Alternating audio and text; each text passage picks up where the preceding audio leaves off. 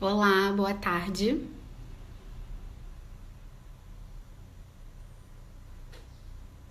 Vocês estão me ouvindo? Bom, estamos iniciando a nossa terça tecnológica live de hoje. Eu sou a Débora Nascimento, jornalista da Divisão de Comunicação do Instituto Nacional de Tecnologia, o INT. Hoje vamos conversar sobre microscopia eletrônica e tecnologia com o pesquisador do INT, Maurício Paiva. E pela primeira vez, o nosso bate-papo vai ser com o pesquisador falando direto do INT. É importante lembrar aqui que durante o isolamento, o Maurício ficou responsável pela manutenção semanal dos equipamentos do laboratório. Por isso, vamos conversar com ele direto do INT, mas lembrando que ele está respeitando todos os procedimentos de prevenção ao novo coronavírus necessários para estar lá. E agora, convido o Maurício para entrar aqui na live.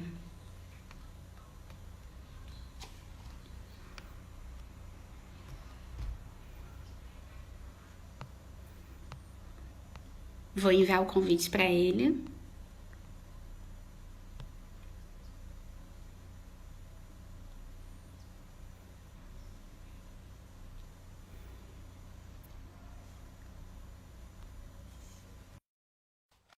Já está enviando o convite para o Maurício entrar. Oi, boa tarde. Oi, Maurício, boa tarde. Boa tarde. Tudo bem? Tudo bom. Obrigado pelo convite, né? Finalmente estou participando de uma terça tecnológica tão Bem-vindo às famosa no nossas INT e lives, tão querida. Maurício. Obrigado.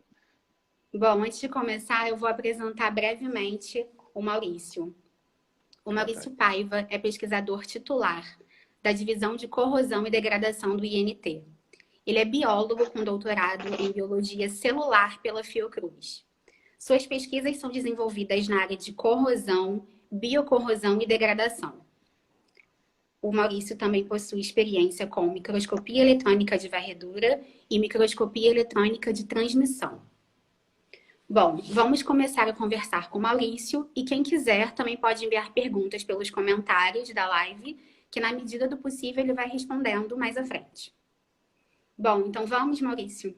Vamos lá. Em primeiro lugar, eu gostaria de agradecer novamente, né, pelo convite e reiterar o que você está falando sobre o novo normal, né? Eu só estou sem máscara no momento aqui porque eu estou sozinho no laboratório, mas todas as vezes que a gente vem e entra no campus do INT, sempre de máscara, preservando a nossa saúde e a saúde dos que estão ao nosso redor. Perfeito.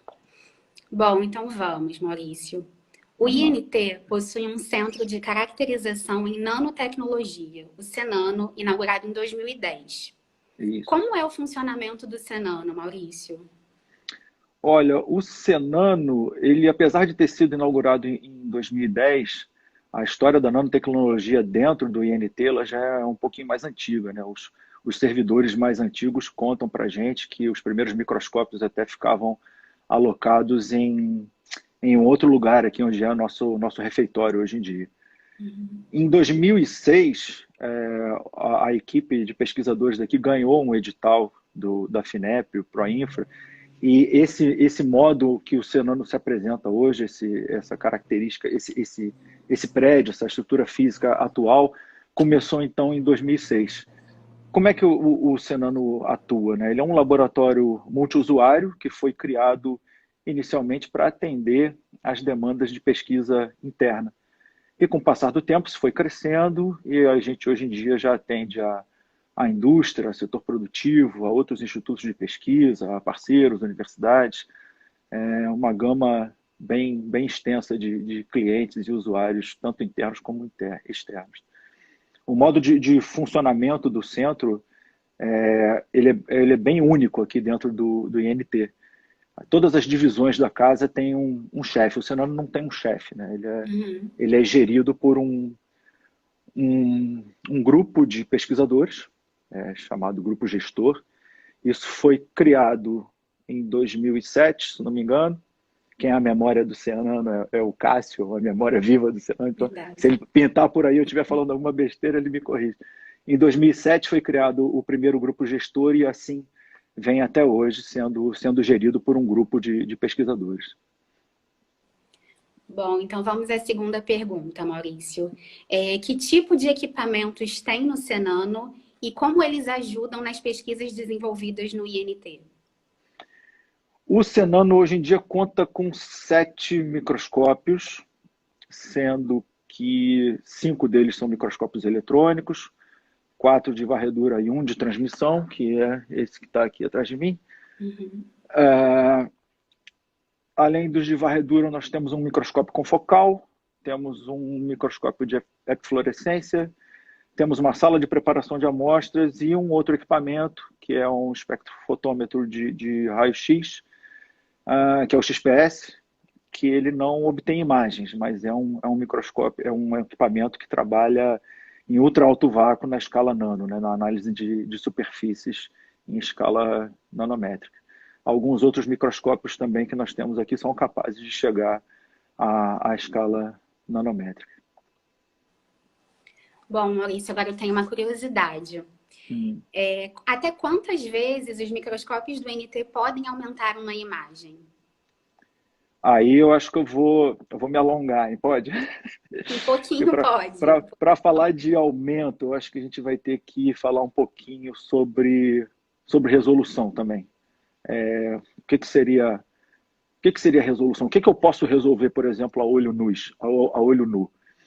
A resolução, a definição é o menor espaço que eu posso discernir 2 pontos separadamente.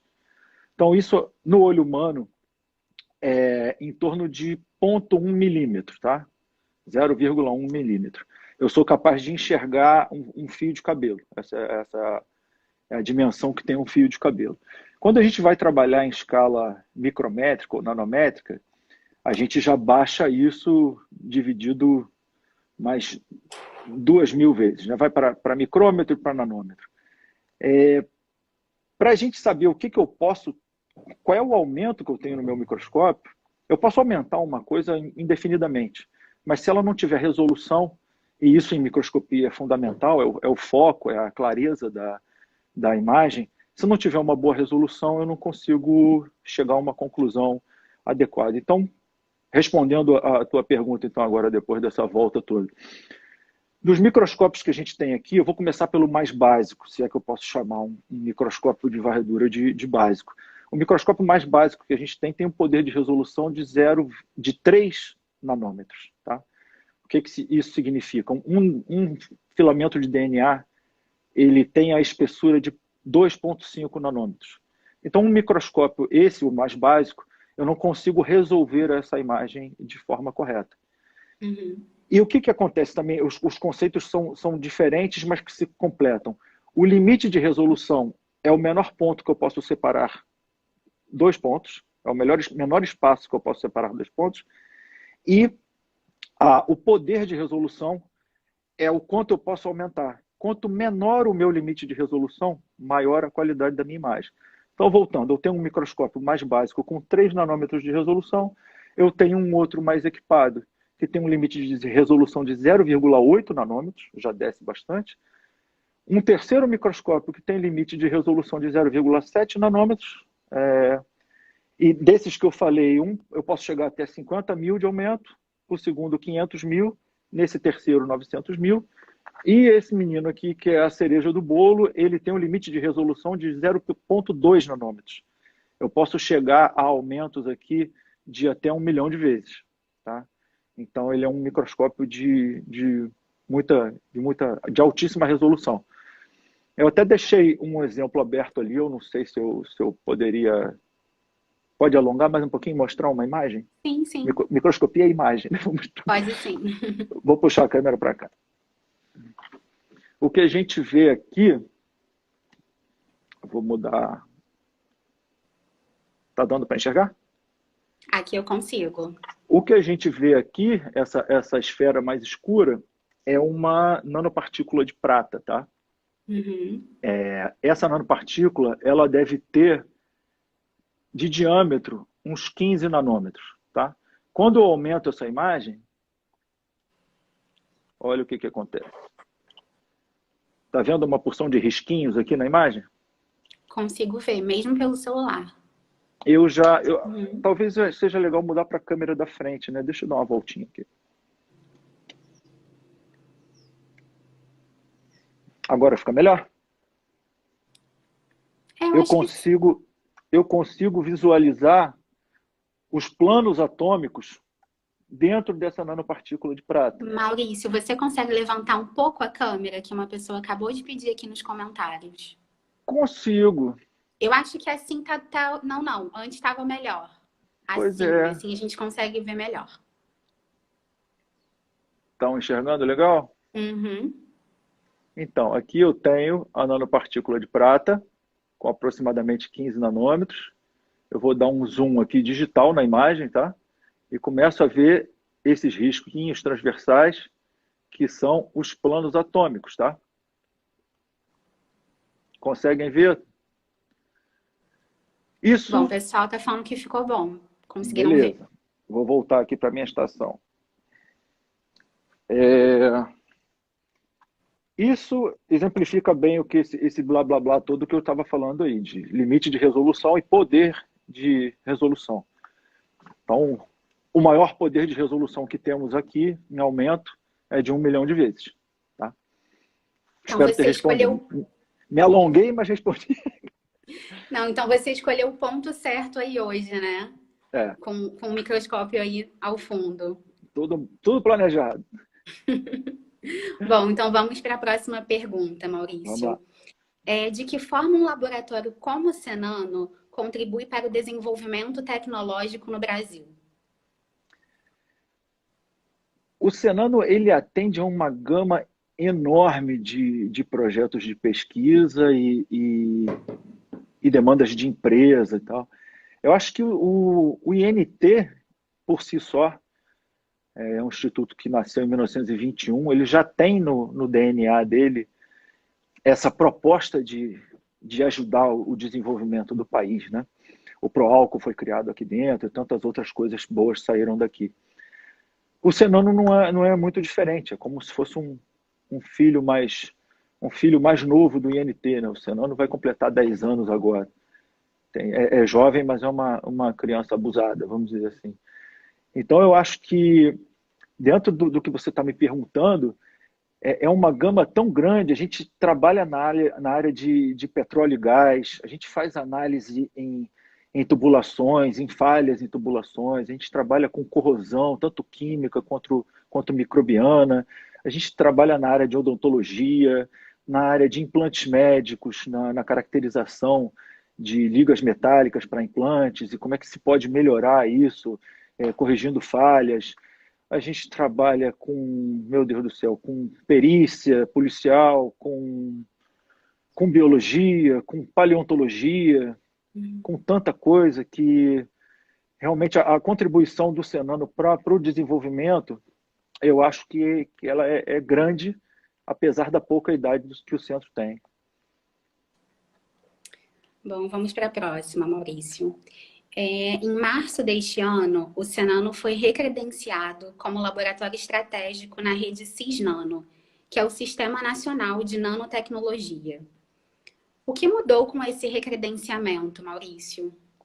Desculpa que eu vi uma reclamação aqui. Catálise também. A gente atua.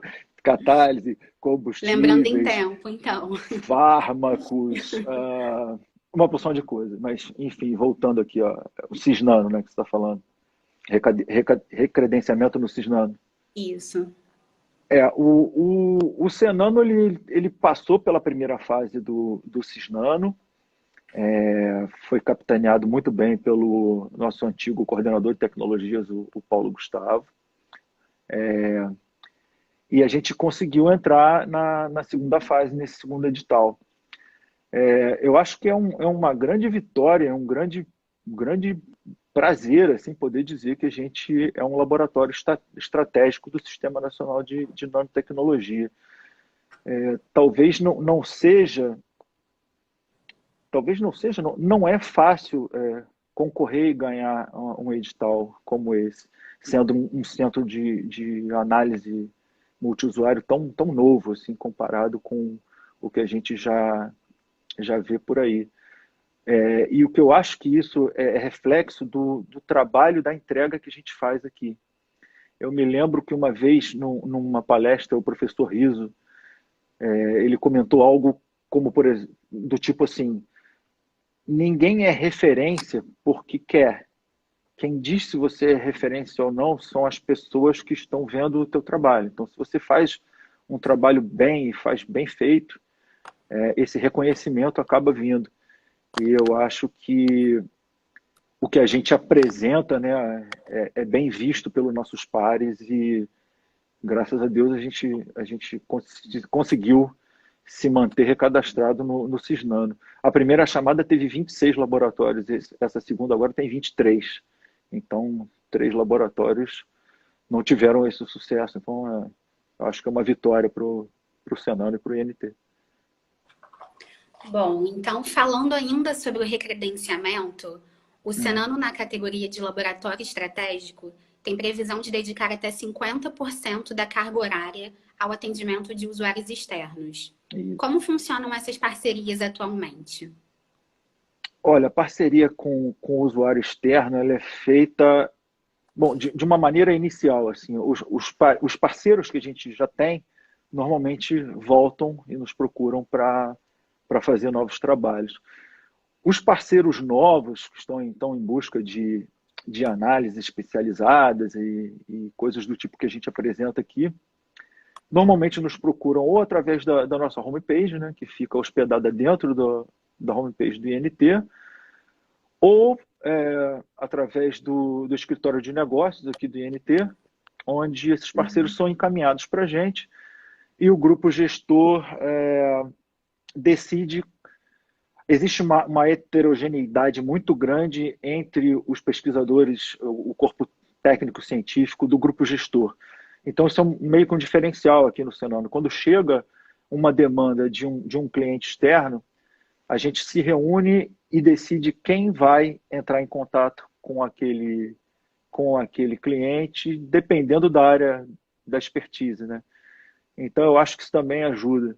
E é feito dessa forma. Ou o parceiro já vem, retorna pelo trabalho que já fez, ou vem, procura a gente pela internet, nos encontra, ou o escritório de negócio nos encaminha, ou até então visitas a empresas,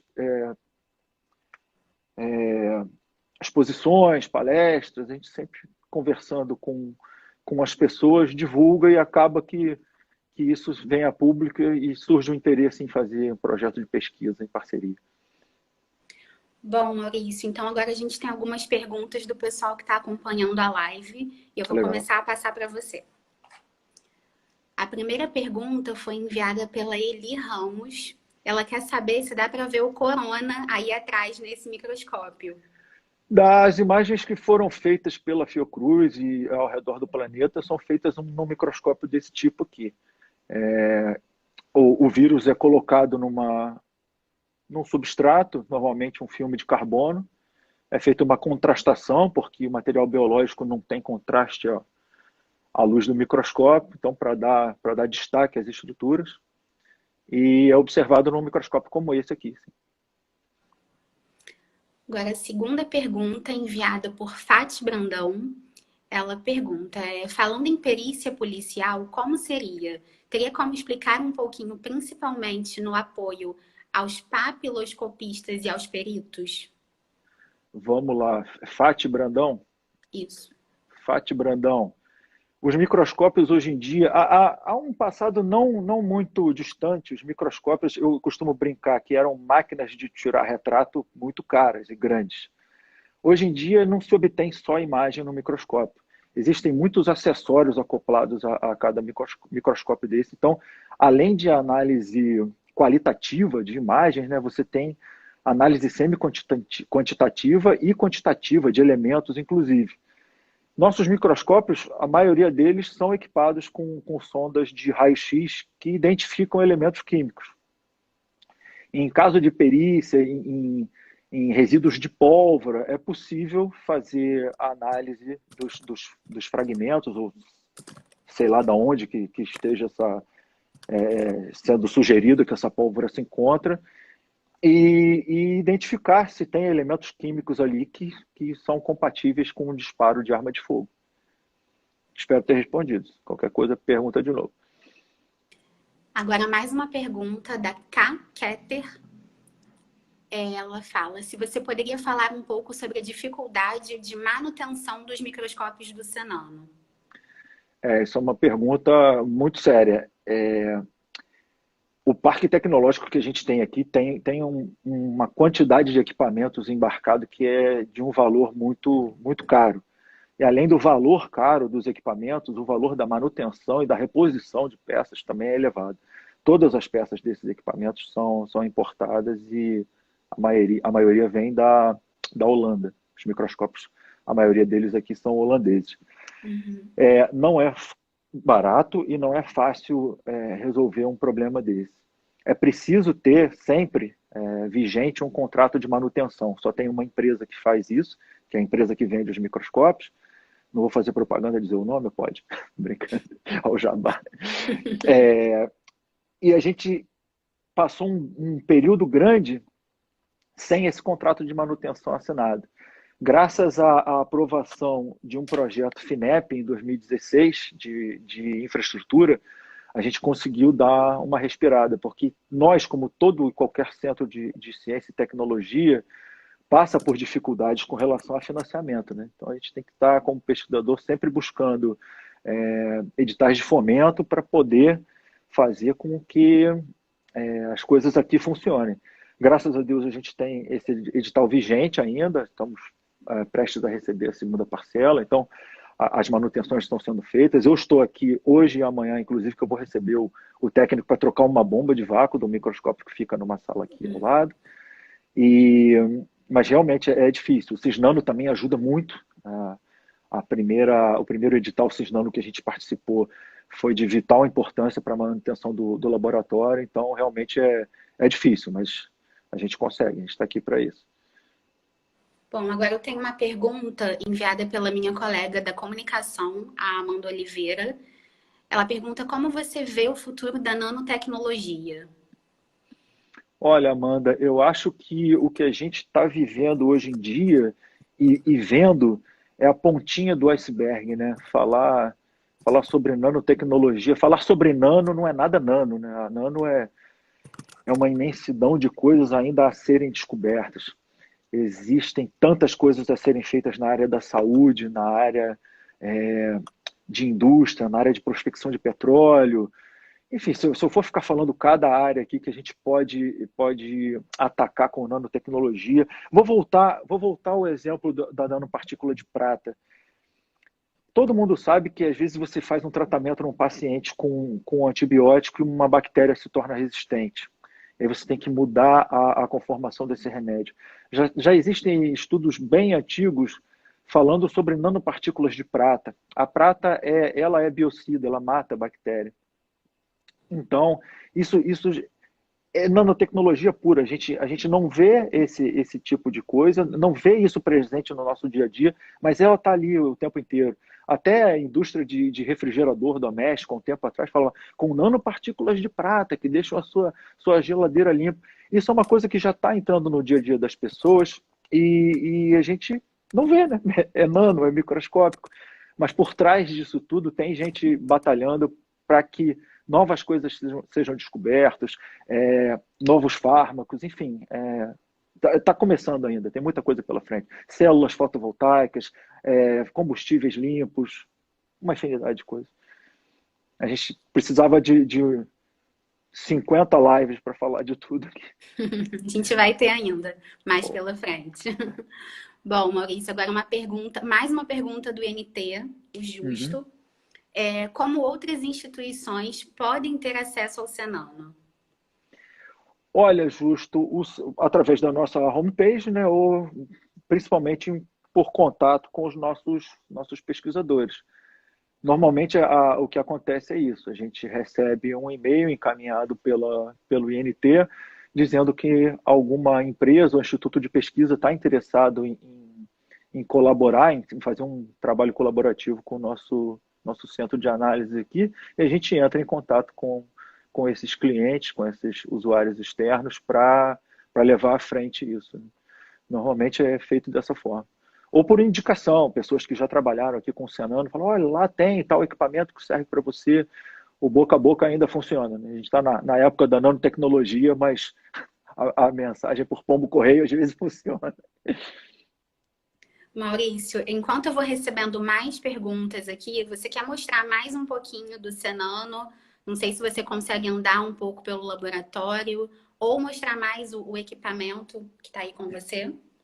Podemos, deixa eu ver aqui como é que eu faço. Acho que eu vou virar a câmera ao contrário de novo, né?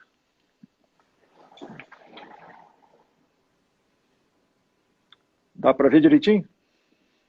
Dá. Bom, esse é um microscópio eletrônico de transmissão. É o único que nós temos aqui no centro. Diferentemente dos microscópios de varredura, a atuação do feixe de elétrons dele sobre a amostra é de forma diferente, né? Como o próprio nome diz, microscópio de transmissão, os elétrons são transmitidos pela amostra e a imagem dele é formada ali nessa tela. Como eu brinquei antigamente isso aqui era uma máquina de tirar retrato, não é mais, né? Esse microscópio é equipado com um tomógrafo, você pode fazer tomografia das imagens e mostrar, por exemplo, se essa nanopartícula de prata ela é redonda, esférica, tubular ou cilíndrica, que dependendo do ponto de vista a gente não consegue saber. Então, fazendo tomografia disso, esse módulo ele vira de menos 70 a mais 70 graus e faz imagens seriadas do que está ali dentro e depois o computador refaz essas imagens em 3D. Além disso, esse microscópio tem também uma sonda de EDS para análise de elementos. Deixa eu dar uma mostrada aqui. Não fiquem tontos. Esse aqui é o terceiro microscópio de varredura que nós temos. Na verdade, ele é um FIB, né? É um microscópio com uma fonte de um canhão de íons, que está aqui localizado. Ele tem uma fonte de elétrons aqui em cima, que faz topografia da imagem. Esse a gente não vê a imagem, vê apenas topografia, né, nesse microscópio. E essa fonte de íons que tem aqui é uma fonte de galho que é capaz de cortar qualquer tipo de material que estiver dentro da câmara de vácuo, tá? Mesmo sendo metálico. A gente pode cortar materiais em escala nanométrica, em lamelas na ordem de nanômetros. Para que serve isso? Para fazer a análise de elementos naquele outro microscópio lá de transmissão onde a gente estava batendo o nosso papo, é importante que as amostras estejam muito finas. E normalmente num microscópio desse você não consegue observar, por exemplo, fazer quantificação de elementos ou ver cristalografia dentro desse microscópio se ele não for muito fino para o elétron atravessar. Então aquele aparelho ali é capaz de analisar e cortar material de qualquer espécie para ser observado aqui. Aqui a gente tem um outro laboratório onde fica o microscópio confocal, que é esse que vocês estão vendo, e mais um microscópio de varredura. Esses microscópios eles trabalham de forma conjunta, né? Faz microscopia correlativa. O que eu analiso aqui, eu posso gravar o eixo X e Y e levar para lá e vice-versa. A gente sabe exatamente o que está sendo analisado aqui por microscopia confocal e aqui topografia em varredura. Nesse laboratório aqui, a gente só tem esses equipamentos, mais a parte de corte, né, de crioultramicrotomia, que fica naquela sala ali também. Mas essa é mais a parte de preparação de imagens. Os outros microscópios ficam em outro anexo, numa sala aqui ao lado, então eu preciso sair do prédio, aí acho que não seria legal, o pessoal ia ficar tonto aí. Não, mas foi bem legal, já deu para a gente ter uma boa noção de como é o laboratório, né? Então, tenho mais uma pergunta aqui, Maurício. Vamos lá. Do Vinícius Cabarite, também da comunicação do INT. Ele quer Legal. saber qual é a relação da nanotecnologia com a corrosão e como se a nano auxilia as pesquisas na área de corrosão. Olha, a gente trabalha em corrosão, no meu caso, com corrosão eletroquímica, química e biológica. A minha praia, como sou biólogo, eu sou da área de biocorrosão. Hoje em dia, o que a gente vem tentando fazer, em parceria com um grupo da Embrapa, que obtém extratos vegetais de plantas do Cerrado brasileiro, é pegar essas moléculas que são presentes nesses óleos vegetais e testá-las contra essas bactérias que causam corrosão. Hoje em dia, o tratamento de uma corrosão influenciada por micro-organismos é muito caro, porque são usados produtos químicos e que são tóxicos também para a operação, tanto do operador como também para o meio ambiente, né? Porque isso é uma coisa que é feita em ambiente marinho. Então, o desenvolvimento de um biocida, uma substância que mate bactéria, sendo feita com moléculas orgânicas, é uma coisa que pode ser de menor custo e melhor para a saúde do operador e melhor para o meio ambiente. Então, aí entra um pouco de tudo, um pouco de química, um pouco de nanotecnologia, um pouco de incorporar essas moléculas que são capazes de matar essas bactérias dentro de cápsulas, né, o nanoencapsulamento que chama, ou até para serem utilizados em tintas anti-incrustação. Enfim, vai por essa praia. Bom, agora tem uma pergunta da Mila Campbell. Ela fala que essas análises geram imagens bem bacanas. É fácil reconhecer o material pela foto?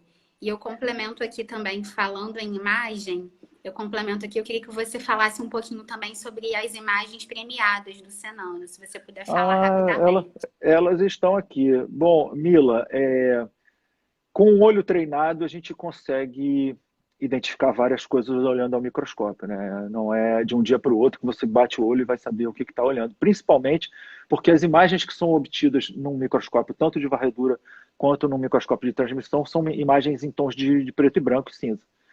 Então é preciso ter um olho treinado para identificar. Tem uma bactéria ali, aquilo é uma coisa ali, uma fratura no metal. Mas, enfim, hoje em dia já se pode juntar dois sinais vindos dos elétrons, os retroespalhados e os secundários, e se atribuir cores a esses sinais, e aí nós temos imagens coloridas, tá? Quando você falou, em que áreas o Senano trabalha e tal, eu falei tanta coisa, até lembrei, eu trouxe um livro aqui do nosso amigo Jorge Lopes, que foi lançado no ano passado, e ele nos convidou para escrever um capítulo, e aqui tem uma coisa interessante, eu vou tentar mostrar através dessa câmera aqui mesmo, uma análise de uma casca de ovo pré-histórica, né? Isso aqui é da época do Cretáceo, e foi feito não só a imagem de varredura, da topografia dessa imagem, mas a análise de elementos. Então, o que a gente vê aqui em cores é que a parte amarela é cálcio. A gente vê aqui a imagem de microscopia de varredura, onde estava esse fóssil com uma casca de um crocodiliano, né? Um crocodilo do Cretáceo. E aqui a análise de elementos confirma que isso é cássio, né? Que isso é cássio não, o Cássio deve estar mordendo a minha orelha aí que eu estou falando besteira. Isso é cálcio, confirmando que essa imagem aqui, onde está dentro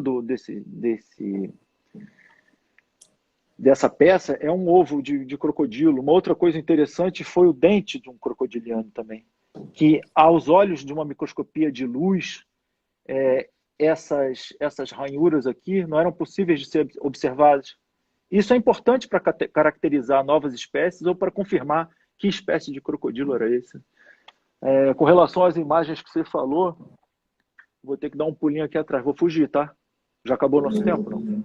A gente tem mais uns 5 minutinhos de live. Beleza, então vou mostrar aqui para vocês.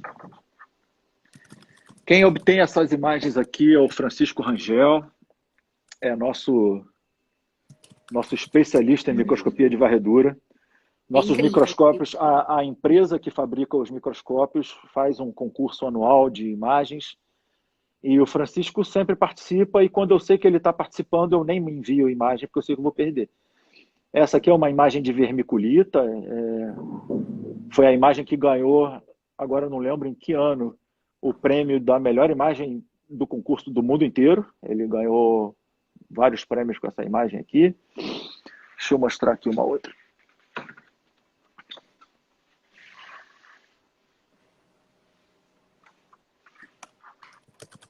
Aqui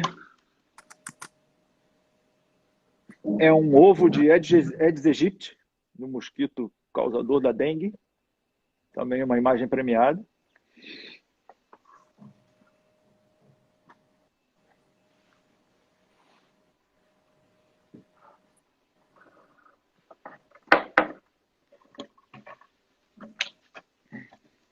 Ver se alguém adivinha o que é isso aqui. Isso é um filtro de cigarro cortado. Foi feito em um estudo aqui para o laboratório de tabaco que tem aqui no INT. E por último, que nosso tempo já está acabando. A gente tem aqui... mais umas perguntas. Eu não sei se vai dar tempo. Vamos lá. Mas a gente tem... Isso aqui é óxido de ferro, corrosão pura, visto aos olhos do microscópio eletrônico de varredura. Tá? Todos esses pôsteres que eu peguei aqui são enviados pela empresa aos ganhadores do concurso. Então, bimensal, tem um ganhador e o Francisco vai ganhando tudo. Graças a Deus, ele é nosso servidor. Eu vou passar para mais uma pergunta, então, Maurício. Obrigada pela exposição. Bom, valeu. A K. Keter pergunta mais uma vez. Vai mudar o modo de atendimento aos usuários do Senano após o coronavírus? Vamos ter que rever isso. Os laboratórios são normalmente apertados. Normalmente tem um usuário da casa fazendo a operação do equipamento e as pessoas querem acompanhar e é necessário que acompanhem, porque a gente entende de microscopia, mas não entende de todos os campos da pesquisa que as pessoas estão fazendo. Então, a presença do usuário é fundamental para orientar o que a gente tem que ver naquela amostra. Com esse novo normal, o que a gente vai ter que fazer é fazer uma análise remota. Ou por Skype, ou tentar instalar nos nossos computadores, nos computadores dos microscópios. Eu não sei se isso é viável, tem que ver ainda com a empresa que constrói e instala os microscópios, se eu posso modificar alguma coisa dentro da estrutura de hardware dos microscópios para instalar coisas, instalar software no caso. Mas, a princípio, a gente está pensando em fazer como isso que eu estou fazendo com você aqui. O usuário fica lá do outro lado, eu fico aqui, mostro para ele o que está acontecendo no monitor, e ele orienta virtualmente para que a gente, nesse momento inicial, não tenha o contato, mantenha o isolamento, já que as pessoas vão ter que voltar ao trabalho e vão ter que cuidar de sua saúde dentro do seu ambiente de trabalho. As coisas vão mudar. Bom, Maurício, a gente tem mais algumas perguntas, mas pelo tempo eu não vou conseguir passar para você. Então, se você puder deixar um contato do Senano ou seu e-mail, para que as pessoas possam encaminhar para você. Então, a gente está quase chegando ao finalzinho da live e eu peço para você fazer as suas considerações finais. Legal. Passou rápido, né? Pô, foi tão dinâmico e agradável que acabou mais rápido do que eu imaginava. Eu agradeço novamente a Dicom pelo convite, eu adorei. Fiquei muito, muito feliz de ter sido convidado para participar da live.